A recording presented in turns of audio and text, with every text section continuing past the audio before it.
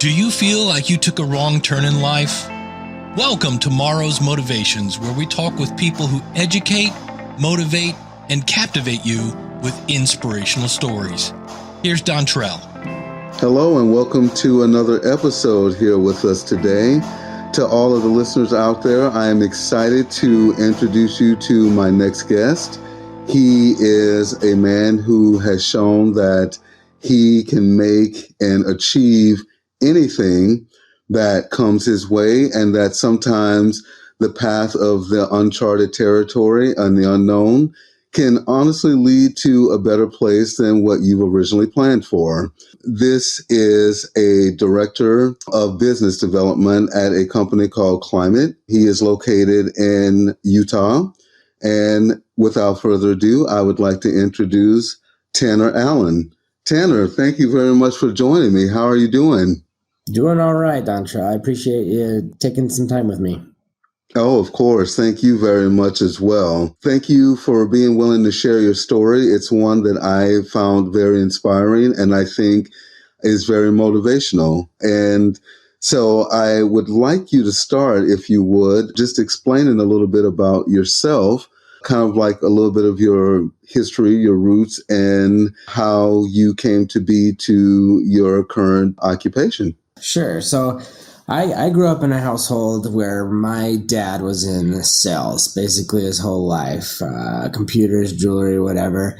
So I convinced myself at a small age that I would not be in sales and business and that I would do something else with my life, medical or be a fireman or whatever. And as I got older, I decided I wanted to be a radiologist. I went off to college. I did an internship at the hospital, and I found out fairly quickly in that process that I did not enjoy being a radiologist, and I needed to do something else. To get myself through college, I was doing a waiter job, and I got quite the opportunity to become into sales for a hot tub company, selling hot tubs. While I did that during college, I found myself to be pretty good at it. I enjoyed it, and I made pretty good money at it. So I switched my degree in college to technical sales, and I started going on that path. Well, as I got through college, I got a little older. I got a few job opportunities and pursued a few things. One of them was with a local sports team, Utah Jazz, L.A.H. Miller Companies. And in there, I was working with companies to do advertising for the radio spots. And during that time, I had a little revelation of starting my own little business, doing some survey research software for cities. And I reached out to a few cities and I built an LLC, and that became way tougher than I thought. I couldn't have the time for it. I supplied for my growing family, and I didn't get my full swing at it. So it kind of worked out to be a failure. I still have the LLC. It just sits there doing nothing. But from that experience, I started job hunting. I knew I didn't want to be in this market anymore.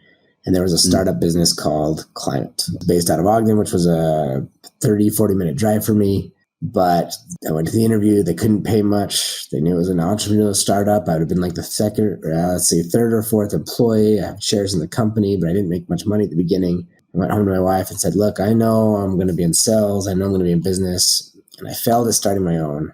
I want to take a swing at this one because it's something I believed in. And I knew on the entrepreneurial side is something I wanted to do.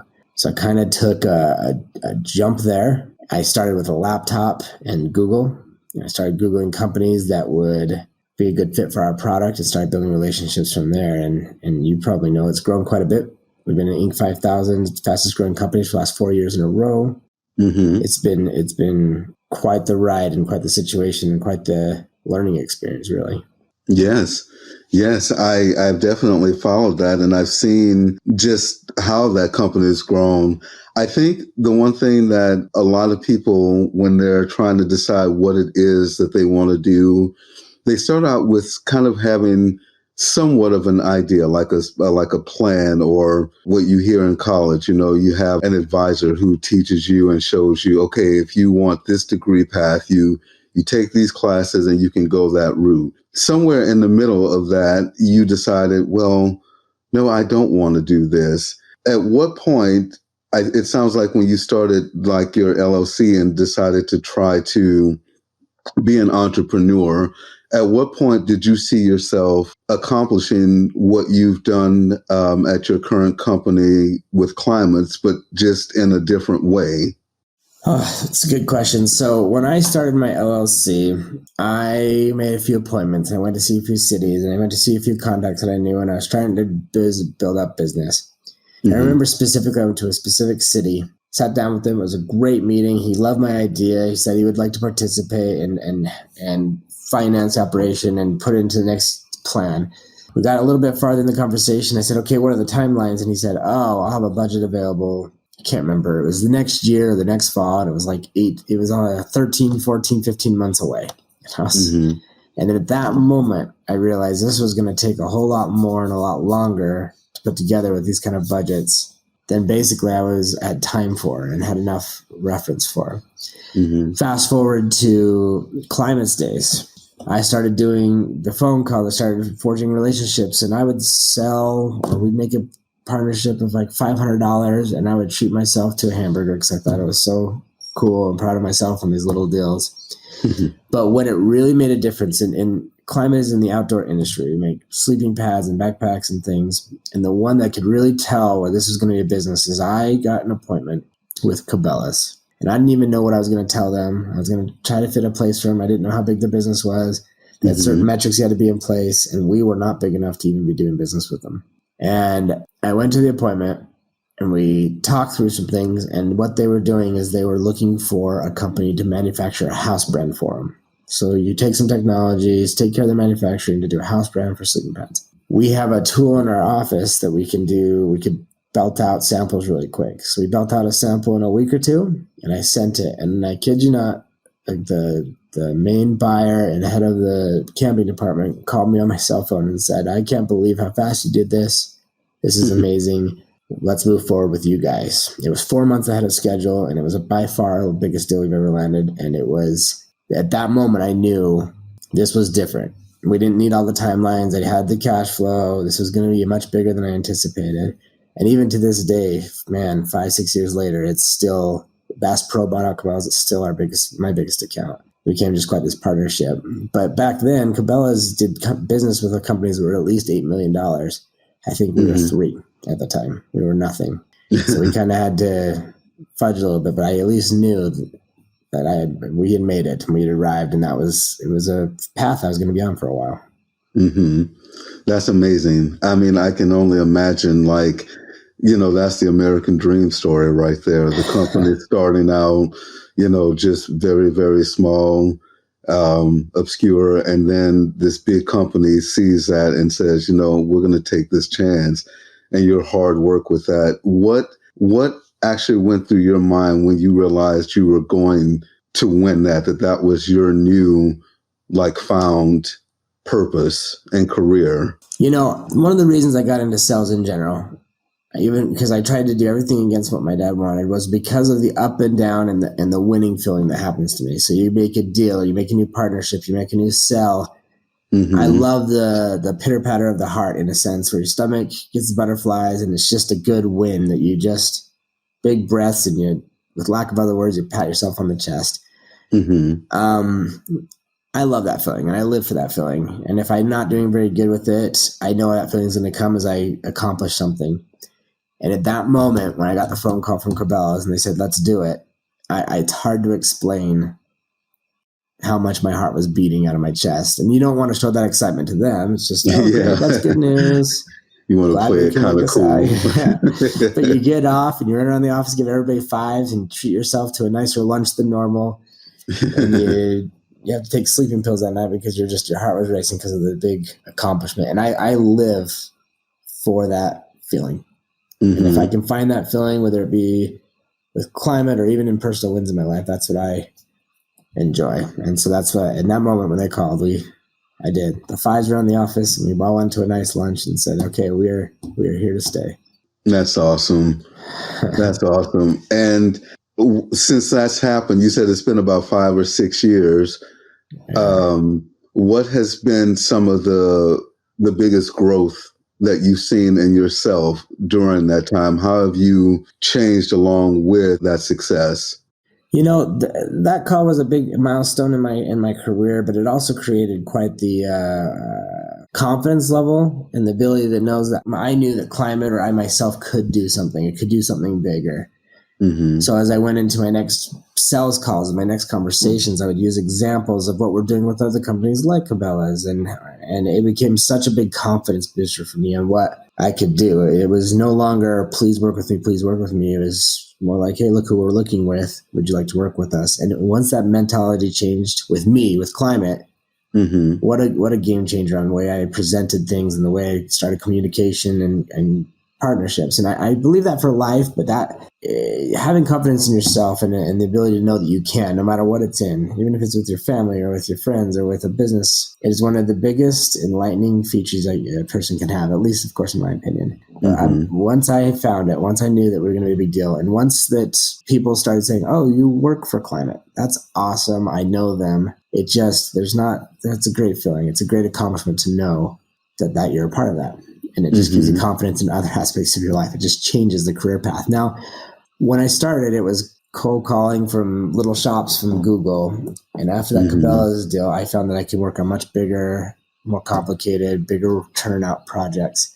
And that did take a big turn. I set up teams and marketing platforms to create custom SKUs for bigger companies. And I built up quite the business for Klymit under that arm. In that direction. It was a big change, not only on me personally, but the way I looked at Klymit and what else we could do. So have you felt that you've grown a lot just with your knowledge in that business field, like that it's something that you just learn and you don't necessarily need school or training for in that sense? That's a good question. Yes, for sure. You learn what you can in school and you learn about case studies and examples, but when I got to these certain situations or these certain things that you learn about our IPs or the sales processes or the marketing terms that retailers go through, that is such a different learning experience, hands-on experience. I went to meetings where they used acronyms I've never heard before and I had to hurry and Google it in my free time to make sure I knew what I was talking about. The hands-on experience of being able to learn those things in a business setting is unmatched for sure. I found that as I've talked with other businesses or other fields or other careers, it gives me a better sense of what they're talking about or forecasting or comparable conversations from a much bigger scale than when I got out of college. Mm-hmm. Do you feel that what you've been able to learn about yourself in the business world and in the world of sales, do you feel that a person who may be out there interested in doing something new or trying something different, do you think it's a certain trait or skill that they have to have? Or is it just something that can be learned as the process goes along? That's a good question. From my experience and my, Tanner 101, I feel that if you can learn to be a decent person, you can learn to be trusted, you can learn to understand people, that you can do sales. And to be honest with you, you can do almost any business side of things because people are still people and they still will connect with you on a personal level. So I learned and I read books and I've listened to TED Talks and I've done what I can to see the different aspects of sales and how to convince or change or go about business relationships with people. And what I found for me is just understanding the person, not just needs, but understanding what is important to them and understanding what they're going through is a big deal. And I learned that as I participated in it, and not from the books that I read. Now, obviously the books and the different aspects of school are very important to give you an idea of some of the things that are happening in the business world. But man, you can learn a lot just by diving into it. Each day you learn something that works, something that doesn't work, trigger words or something that's important to people or in that industry or in that business. And the next time you learn from that and you adjust to it and you figure out what's more important to that business or that business owner. And that is a game changer. And that can be very much learned. But one thing you can't teach is to be nice. You always got to be nice to people. You got to understand everybody's a person. They all have their reasonings. They all have their families. They all have their stories. You treat them like people and it can go a long ways.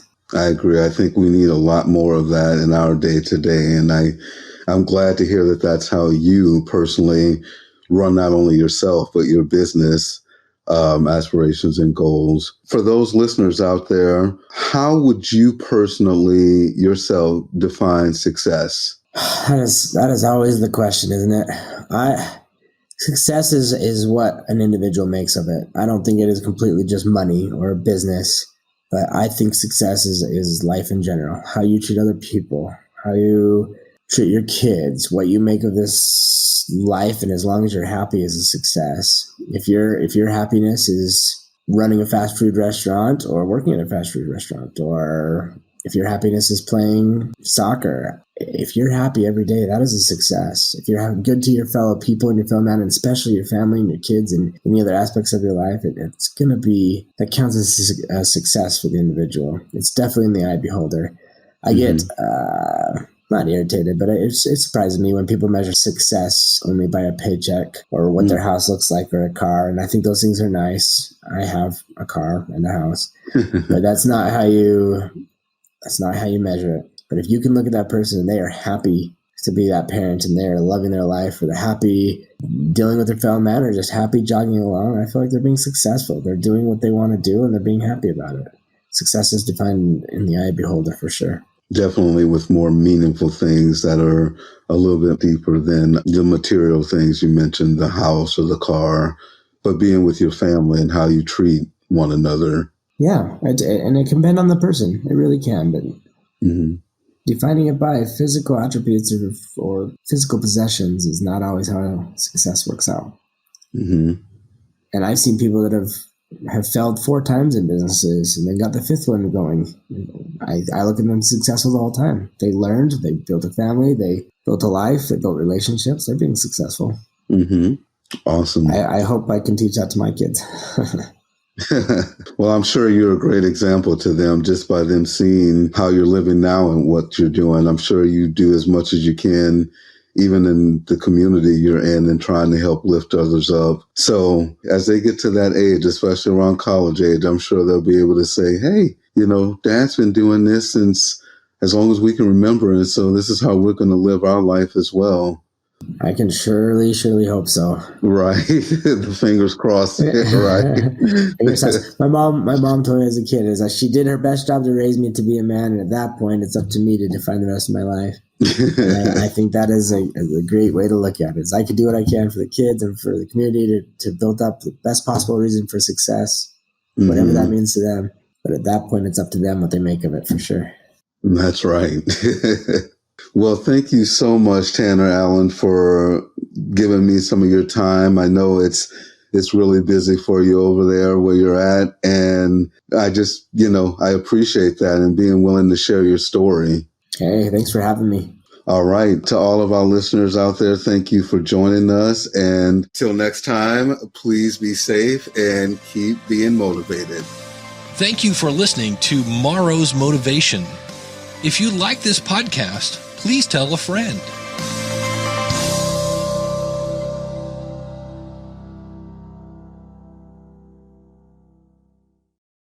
Wow, something is really different on a growler. Really different on a growler. Really different on a growler.